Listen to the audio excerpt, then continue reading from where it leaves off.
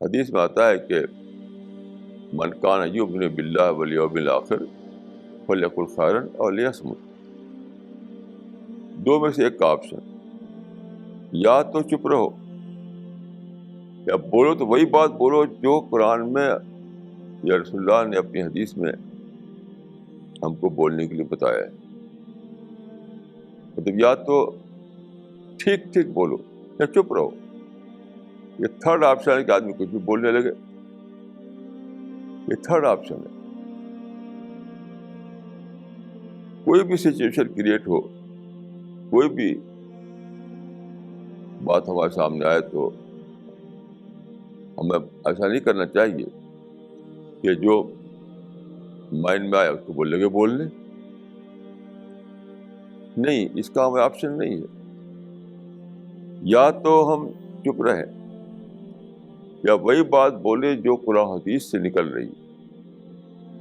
کیونکہ قرآن حدیث جو ہے وہ یعنی خدا کی بات کیا ہے اس کو بتانے کے لیے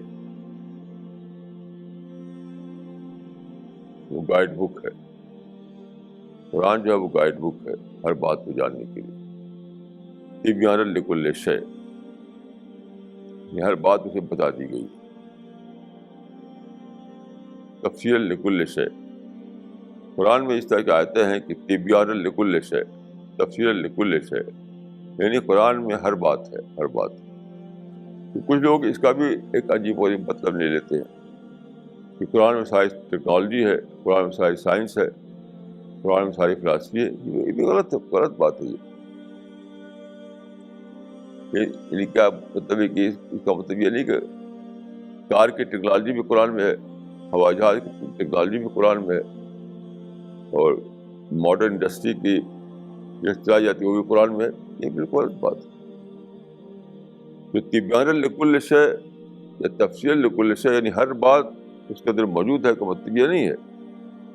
اس کا مطلب ہے کہ وہ باتیں جس کا تعلق سالویشن سے ہے، وہ باتیں جس کا تعلق آخرت کی بھلائی سے ہے،